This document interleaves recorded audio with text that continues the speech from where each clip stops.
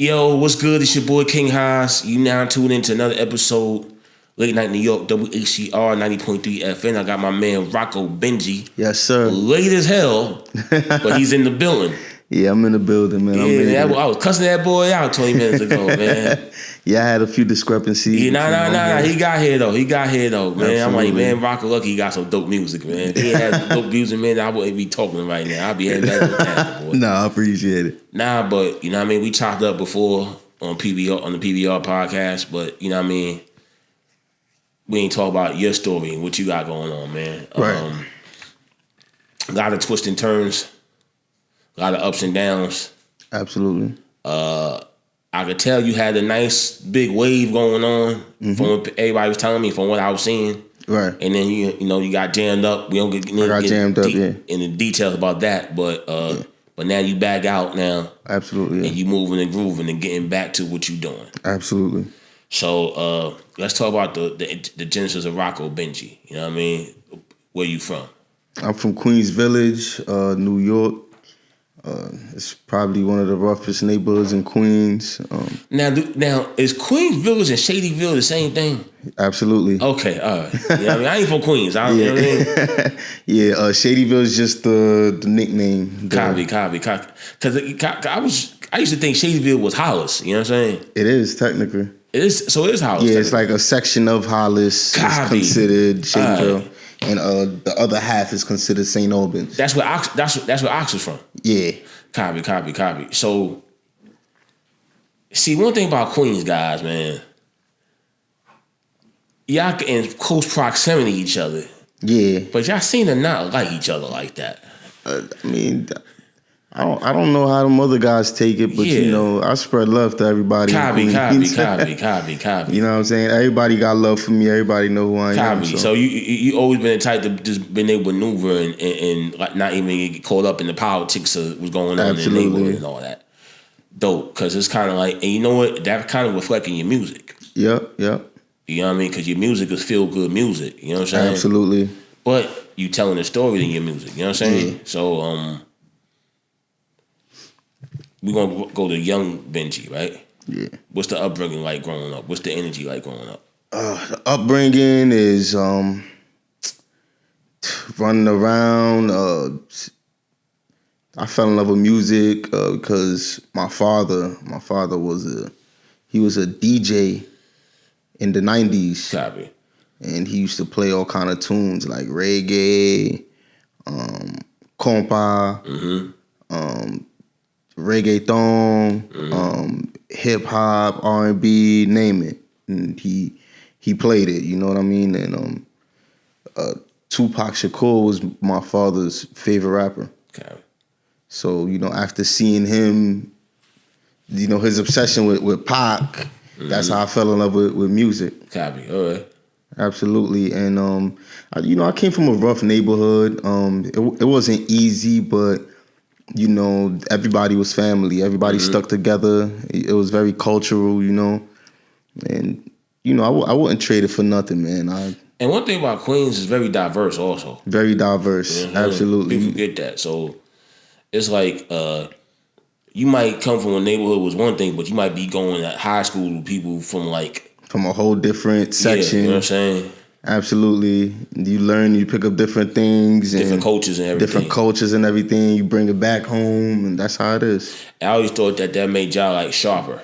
Yeah, absolutely. Because like uptown, we just going to school with black and Puerto Ricans. We not going to school with Chinese, Asians or whites or Italians or whatever. And that's the thing, we go to school with all. Yeah, you know what I'm saying?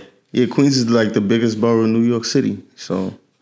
But I think that helps y'all just in life because y'all just know how unlike us Bronx knuckleheads, y'all know how to maneuver better in the street and in the other world. Yeah, we know how to navigate. Yeah. Absolutely. I was taking the train to the Bronx when I was like 11 years old, 12 years old. Yeah, got me. You know what I'm saying? Yeah, that's easy on the curses though. Cause going to WACL. Absolutely. You know what I mean?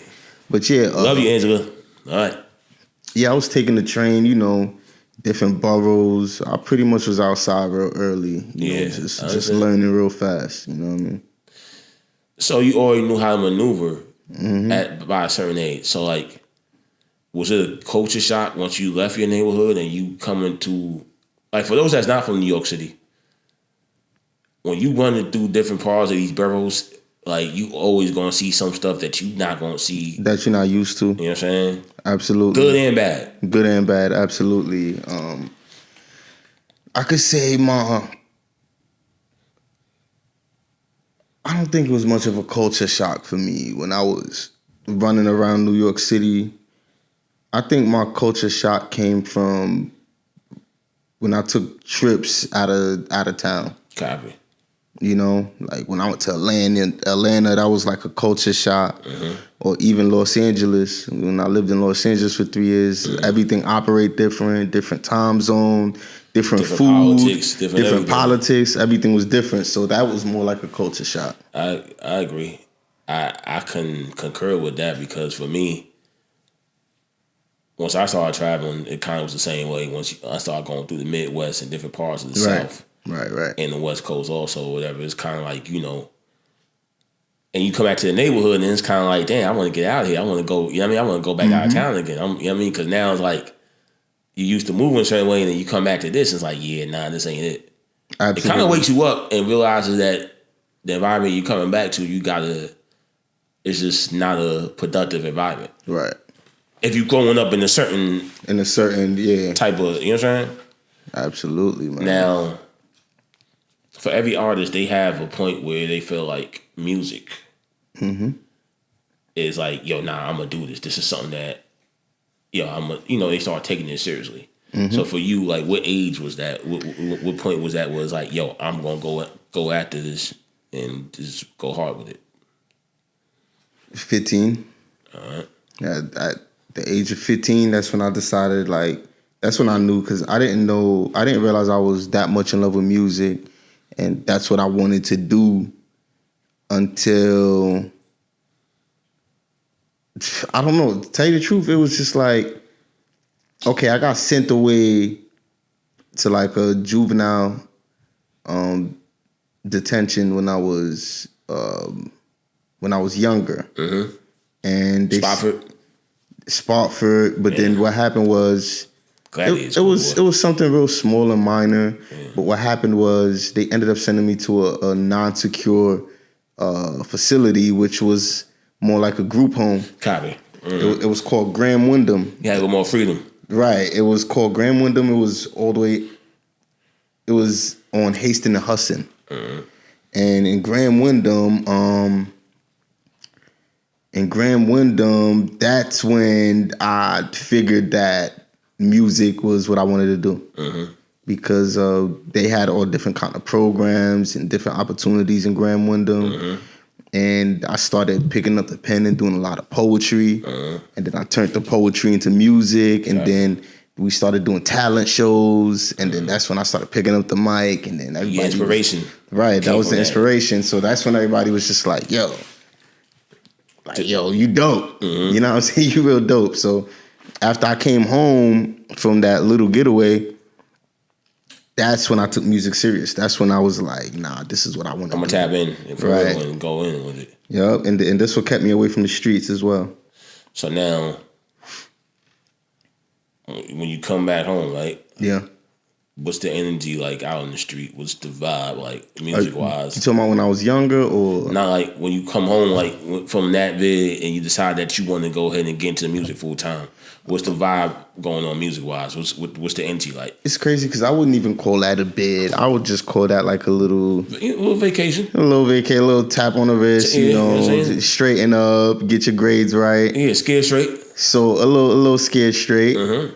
But it wasn't a violent place to begin with. It was just kind of like, just a reminder, time out for kids who like, hey man, let's get it together. Absolutely. So when you come back from it, like, and you see the energy is going on in the street with music wise or whatever, like what's going on music wise? What's sparking those creative juices music wise? At that time, music wise, the only thing we was watching was like Quaid Dollars, Nah Bugs, and that's what just had me, because that's what was hot. That's what we was watching. Copy. This was before YouTube was like super lit. You feel what I'm saying? And we used to watch all the artists from the Bronx. And they used to dance, and then it transferred over to rapping. And that's what inspired me at the time. And then it was Max B, which was shout out to the wave, right? Which was my biggest inspiration when it comes to like my melodies and the way I put my music together. Yeah, Max had it. Absolutely. So yeah, copy. So basically, Max B was the biggest influence at that time or whatever. Yeah, absolutely. You know, and because Max had it when he had it, he definitely had it. Definitely had before it. He got jammed up himself. You know what I'm saying? So now. That's toward the latter part, the end of the DVD era. It's YouTube, but YouTube ain't YouTube just yet or whatever. You know what I'm saying? Right. So let's fast forward a couple of years now. What's the process like as an indie artist in New York City? The ups and downs, the ins and outs. It's hard because New York City artists, they don't like spreading love. No, they don't. They don't support each other. You know what I mean? So when I first started, it was like I wasn't even recognized for what I do for real when I first started. You know, nobody acknowledged me or nobody gave me, you know, encouragement or it's like doggy dog in the city. It's doggy dog, absolutely. And you know, I wouldn't even get, you know, the support that I needed, even when I was paying to go to the studio, and nobody wanted to hear that shit. But that was just my beginning. That was just like, yo, I'm trying to build myself. I'm hungry. Like, this is what I want to do. I'm falling in love with this. But this would save me. Ultimately, this would save me from the streets, because I was running around. I was wild. I was running around gang banging, running around with the wrong people, and this was your positive alternative to that. Exactly. You know what I'm saying? Absolutely. And so now, when do you get to the point, right, where you start getting that respect? You start getting that admiration, or I don't say admiration because the people out here don't really give you admiration like that, but the respect of your craft, where it's like they respect you as one of your peers, and just not just that's just whatever.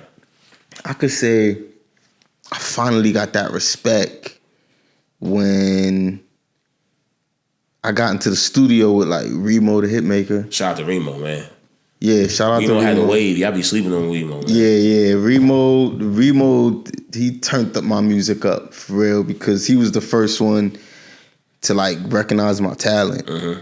And he was just like, yo, this dude is like super dope and through the roof. I remember the first time I did a verse for Remo, the whole studio did a backflip. Everybody's like, oh, shoot. Yo, this is nice. And they just kept playing it all night. And it was like, nah, we need to do another song. And then I ended up doing like 2 albums with Remo.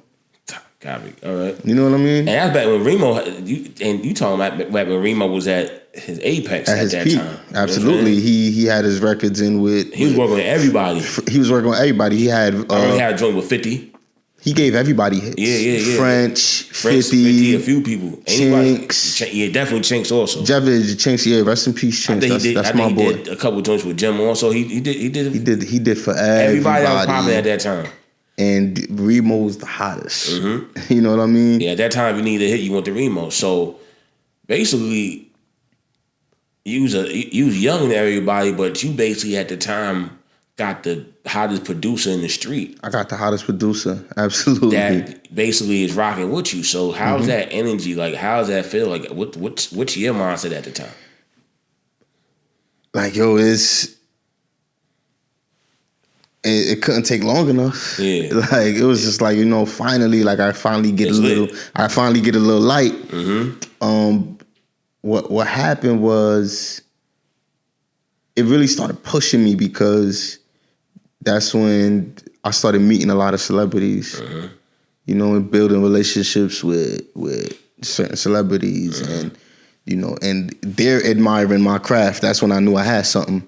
Like, you know, in the studio, Busta, Mac Wiles, me and Bianca Bonnie's just like super locked in. Yup, and for y'all that forgot, Mac Wiles, that's Michael from The Wire, y'all. Yeah, Michael from The Wire, right. Yeah. So, I started getting locked in with people in the industry. Mm-hmm. And then when they started showing me love and admiration, treating me like they equal, that's when I'm like, oh, I got something. Copy. Absolutely. So, like, what's the one person? Actually, probably I think you just already said it. Like, what's the one person industry wise where it's like, you know what I mean? You come in the studio and they recognize you for what you're doing, and it's kind of like, yo, I'm lit now. Huh. Say that again. Like, what's the one person industry wise, right? Where it's like, even though we say, oh, I'm not no fan. At one time, we were fans, right? At one time, we were fan. So, what's that one person in the industry where it's kind of like you in the studio with them or wherever, anywhere or whatever, and they come to you and they recognize what you are, who you are, and they're showing you love of your craft, and it's like in your mind is like, yo, I'm lit now. Wow, so many.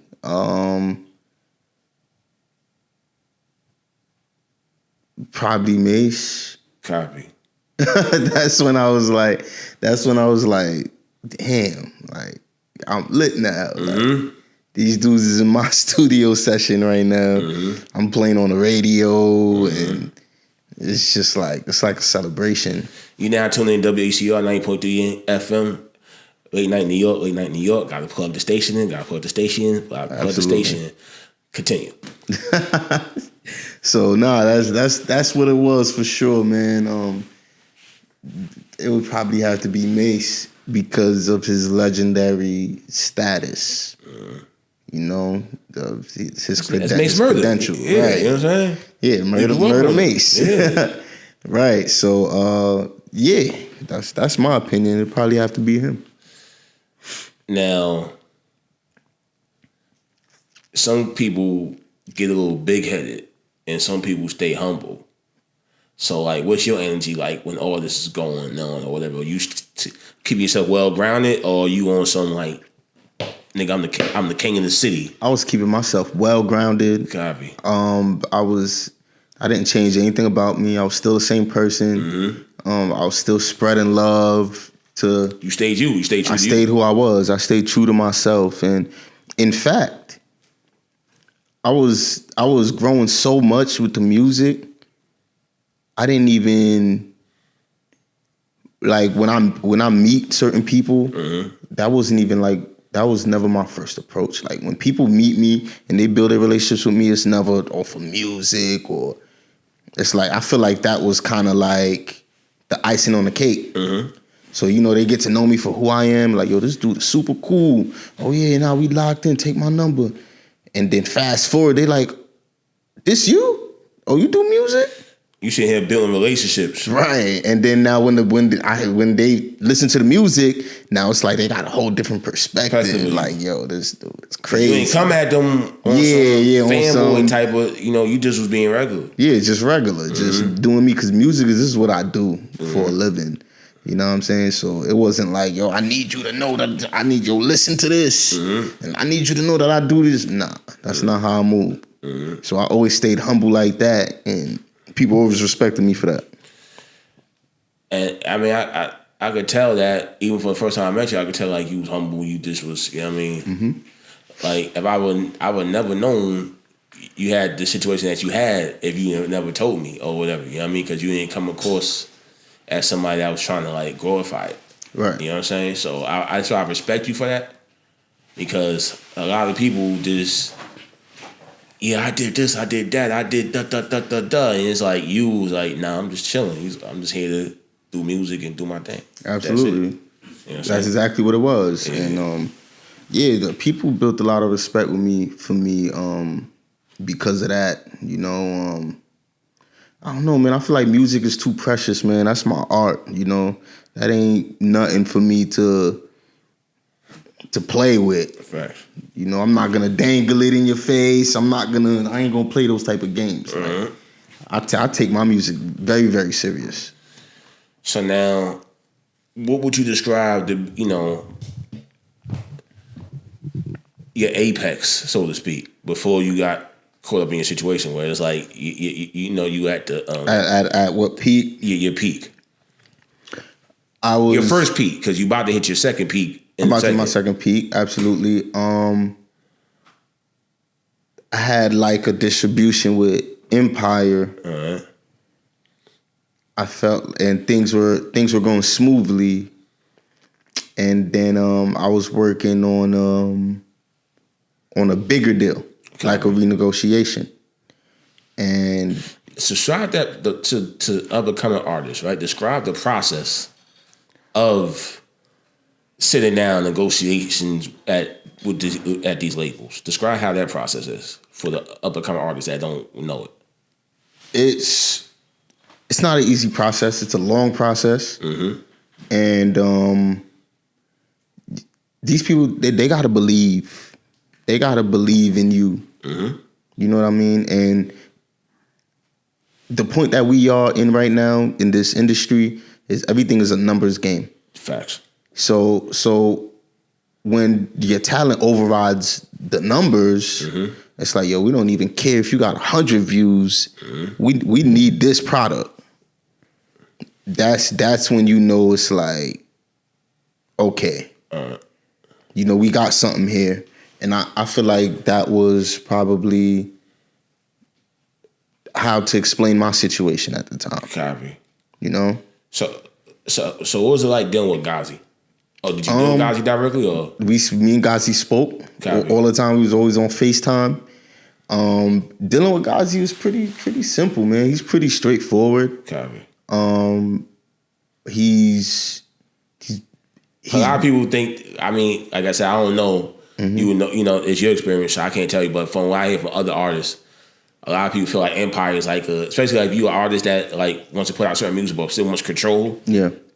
A lot of people, you know, it's a projection out there that Empire is like the artist's dream. If you want to go ahead and put out the music you want to make or whatever, and still have a certain backing behind you. Right. I mean, I'm asking, like, for, you know, so like dealing with that situation. Ask me that question one more time so I can know exactly how to answer it. A lot of people, like a lot of other artists, right, feel like I saw like different labels. Empire is the best as far as like when you want to put out certain kind of music, right? And you don't, you know, and you want to have a certain level of control when it comes to the music, right? I'm asking, you know, you for first-hand experience. What was your? I had creative control over whatever that I wanted to do, and my situation was more like a partnership with my partner Chase, Hollywood Chase. Well, I know that name from somewhere. The Hollywood Chase that's him and that was his situation. Copy. Him and Ghazi was locked in like this, so that's how me and Ghazi was able to figure everything out. And I was pretty much distributing through Hollywood Chase's imprint, and his partnership was with Ghazi. But you know, it was crazy, bro, because I was like at the peak, right? Where like now I'm about to negotiate a bigger and a better situation, and then I ended up getting sent to prison. Copy. So what's the process of being in that? All right, describe the feeling like when you try to negotiate a bigger situation, and what that process is like, and then it just comes to a halt. It was hard. Like what you want to know, like how I took it. It was hard, man. It killed me in every way possible. Because the time that was lost, you know, you can't get that time back. And then another big way that it killed me, it put me at a halt. It stopped everything for me. And you know, with music, it moves on. It changes every 3-4 quarters. Literally. Every 2 years, every Every 6 months now. Every 6 months, it changes. It shifts. I edit myself now. I'm listening. You know what I mean? So I pretty much, when I came home, I lost damn near 1,000, almost 1,000 followers. You see what I'm trying to say? How much time you did? I did 2 years. That's a lot of, especially industry years, that's a whole lot. That's of time. A lot. Yeah. And especially when people are checking for other people and there's a lot going on. You know, it turned into a lot, bro. So when you, for those, all right, you got a segment of people, right, that want to glorify that prison or whatever, or they put a certain projection that it's a cool thing, or it's a certain level of prison that is embraced by our culture, right? Especially younger people. So give us a synopsis of what these young kids should not do. Don't go to prison. Give them the reality of it. It's tough, man. You gotta survive every day, every night. You gotta be on point. And this is something you kind of gotta get adjusted to for the meantime, because it's something called prison etiquette. Which I had a hard time with for like my first 7 months. Because I'm not used to being... It's a new world. It's a new world. I'm not used to being in prison. I'm not used to, being around 50, men, dangerous men at that. Some of these dudes ain't never coming home. So now it changes your perspective, and it changes everything, the way you move, the way you conduct yourself. And at that moment, you kind of gotta like observe, because you can't make the same mistakes twice. You gotta be aware of your surroundings. You gotta be aware of your surroundings, and even the first time, that mistake could cost you. You might not get a chance to get a second time. No, you might not. Absolutely. Now, when you come home, right? You try to pick up the pieces, right? How you feel about the state of the industry right now? Yeah. You just came home a few months ago, right? Yeah, I came home in April. Copy. Right now, I feel like this state in this industry, I feel like it's missing me, man. All right. That's a good answer. That's what I feel I need, and I'm not just being braggadocious or nothing. Nah, you got some dope music. I just honestly feel like the music that's viral right now, it's not longevity music. And that's not to take from any hardworking artists. No, it's microwave music. Right. It's music that's kind of just going to be for the moment. It's not going to live on. Like, for instance, I got music with Remo that we did in, like, 2011. And I can still play it to this day. That's called timeless music. Timeless music. Right. And people will go, damn, like, he was doing this before the Migos. Him and Remo, we was doing this before. Oh, yo, he was sounding like this way before Rod Wave or Roddy Rich or whoever's hot in that caliber. In that category, yeah. But the proof is in the pudding. Numbers don't lie. Facts. So 2025, we went ahead and went through the first half of the year, right? Right. So now you home. How you trying to end off the last 6 months? What's going on for Rhoco Benjie? Last 6 months, I'm trying to, I'm hitting the ground running right now. We going back up with this music. Bigger and better opportunities. Better relationships. And shout out to Vonsi or whatever. I met you. Yeah, shout out to Vonsi. Absolutely, man. Yeah. That's my boy. Pretty much, man, we just trying to get back to where we belong. Consistency. Being consistent, and rebuilding those relationships and rebuilding everything. Getting everything back. I got another show I do, right? And you might be good for. It's called Tales from the Industry. I'm gonna start dropping those episodes probably the end of the summer, beginning of September. We locking in. Yeah, so I might be what Boosie is to Vlad. Yeah. You know what I mean? I just shot a few episodes already, so someone tell me you definitely got a couple of stories. Absolutely. So we'll talk about that So off camera, but what's the new single dropping?